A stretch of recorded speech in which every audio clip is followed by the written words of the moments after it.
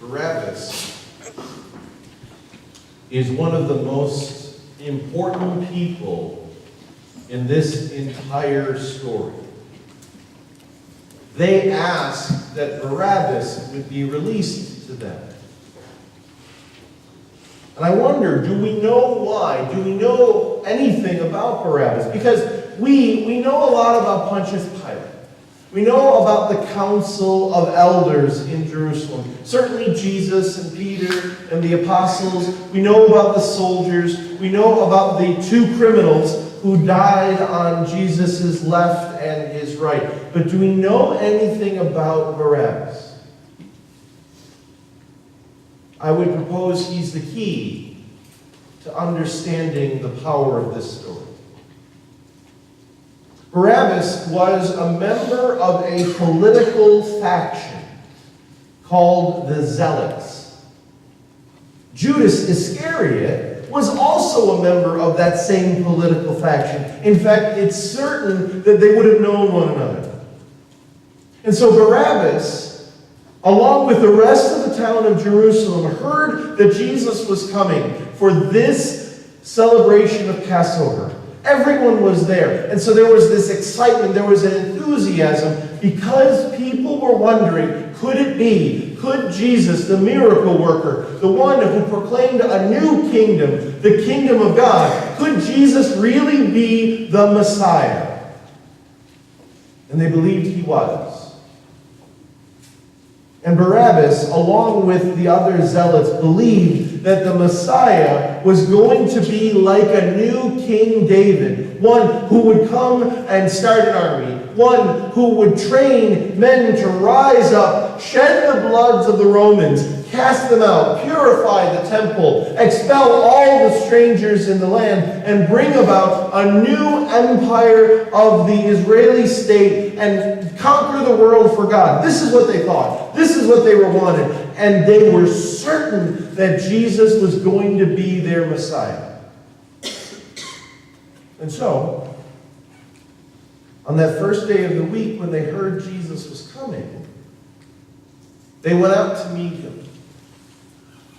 They brought with them cloaks to lay on the ground so that Jesus wouldn't walk through the mud. They waved palm branches in the air to greet him.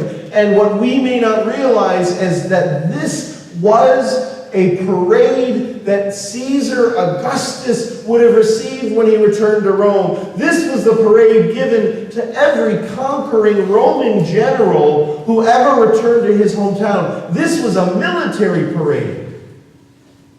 They were greeting Jesus as their Messiah, the Messiah that brought about what they wanted. And Jesus knew this well. And so, rather than riding a horse, which was an animal of war, he rode a donkey, which was a farm animal.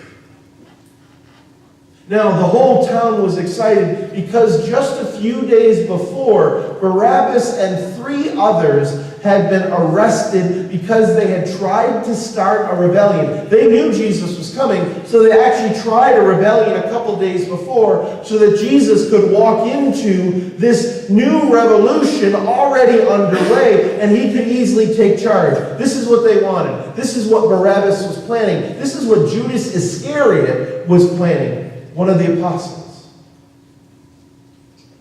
That little rebellion failed.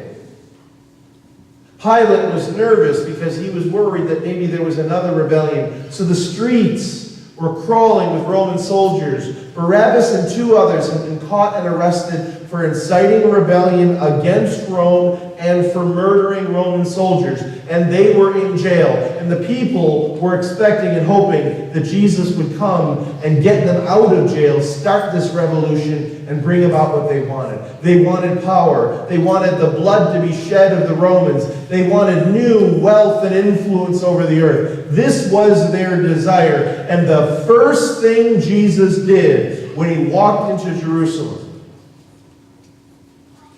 he went into the temple where the money changers changed coins, where they bought and sold animals and goods and all other types of financial transactions, and he flipped the tables. He made a whip out of cords, and he beat people and said, "Get out of my temple. This is a place of God, not a den of thieves and rebels." Because what you may not know, but you will in a moment, was the place where they were laundering money to pay for the swords that Barabbas used to shed the Roman blood. This was where the money was being exchanged and taxes being levied, and a secret pot of finances were being controlled by the elders of Jerusalem to fund and pay for that rebellion. Jesus knew this was a military money laundering operation, disguised as a religious marketplace. And he flips the tables and he says, "Stop making my house a house of thieves." And he spends the rest of the week trying to convince people that he is the Messiah, but he's not the Messiah they wanted. They wanted the blood of the Romans. They wanted power, prestige. They wanted everything that the world says is important, and he confronted it point by point. He confronted the religious authorities who would put forward really strict rules in regards to holiness and worthiness, and they would oppress the sinners and those whose lives were a mess. He would confront their hypocrisy and condemn them for being unmerciful. And at the exact same time, in the temple square, with a high wall surrounding it, and Pontius Pilate walking the perimeter of the wall, looking down at what was going on, Jesus preached the kingdom of God. Pilate, the governor of the kingdom of Caesar, was being told that his authority is no longer the greatest authority in the land. You see, Jesus went to Jerusalem to confront all the evil of this world. The evil of superficial religious hypocrisy. The evil of political power brought about by bloodshed and terror. He went to Jerusalem and said, "This evil will no longer reign on my earth." And he chose to confront it. He was picking a fight. He went to Jerusalem to confront all of the evils in this world. But unlike our logic, we believe the only way to fix this world is through force and through threats and through terror and through prison and blood. We believe that's the only way to fix the world. Jesus says, "No, I created this world. I will fix it in the same way it was made. Through love.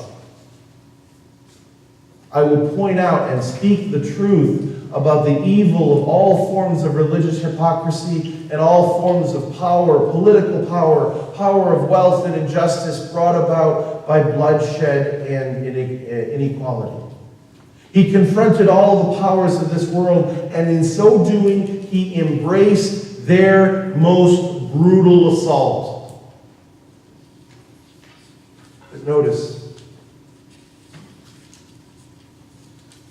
when the people realized that Jesus was not the Messiah that they wanted, they told lies about him. They twisted his words. They insisted, Pilate, that 3 times he tried to set Jesus free because he realized that Jesus actually wasn't trying to start a rebellion, but they insisted, "You have to kill him." And in the process, they told Pilate, "Give us back Barabbas. Take away Jesus, who isn't the Messiah that we want. Give us back Barabbas, because at least Barabbas will kill for us. At least Barabbas buys into what we really want. All those superficial, false idols that we really desire. The bloodshed of our enemies. The love of wealth and power. Barabbas agrees with us. Give him back to us. Take him away, because he challenges our conscience. He speaks truth to us and doesn't want us to pursue our own superficial goals. Give us the one who's willing to kill for us." And Pilate does. Pilate gives them back the murderer and lays upon Jesus the cross that was supposed to be Barabbas's. Jesus goes to Golgotha with the two other murderers and revolutionaries who were killing with Barabbas under Barabbas' leadership. And so, Barabbas was supposed to die on that little cross with his henchmen on the sides. But Pilate liberated Barabbas and gave to Jesus his cross. And Jesus carried the cross of the one who wanted bloodshed and power rather than the truth that Jesus came to bring in the gospel. Jesus carried Barabbas' cross for love of us. He carried the cross of the one who wanted power and dominion and blood, and Jesus did so to demonstrate what love looks like. That love willingly accepts all suffering. Love never responds with evil. Love never, ever refuses to forgive. Love goes to the nth degree to put things right by taking upon himself the evil that we desire. Because, my brothers and sisters, I promise you, in some small way, we all desire that power, that prestige, the wealth, and the influence that they betrayed Jesus for. We all have some sort of a false idol in our life by which we substitute the presence of the loving God in our hearts for a love of something else. And so Jesus goes to his cross on the wood meant for Barabbas for love of us. Because he knows that if he remains faithful to a vocation of love, to a vocation of peace, that his Father will have the last word. And we know what happened. We know what we will celebrate in a week from today. We know how the Father eventually puts things right and balances all the scales of justice. We know that God is victorious and that love ultimately is victorious. But today, as we begin Holy Week, the challenge that we are faced is, can we admit to ourselves our own false idols? Can we be honest with ourselves in the ways that we lust for and desire those things that the people betrayed Jesus for? What are the false idols in our lives that this Holy Week should challenge us to get rid of? And in so doing, can we prepare for Easter in a new way? Can we see the resurrection of Jesus as the victory it truly is? The victory that embraced the evil brought about by sin and thus made its mercy and forgiveness possible. Can we see the resurrection of Jesus in just 1 week's time as the promise of God putting our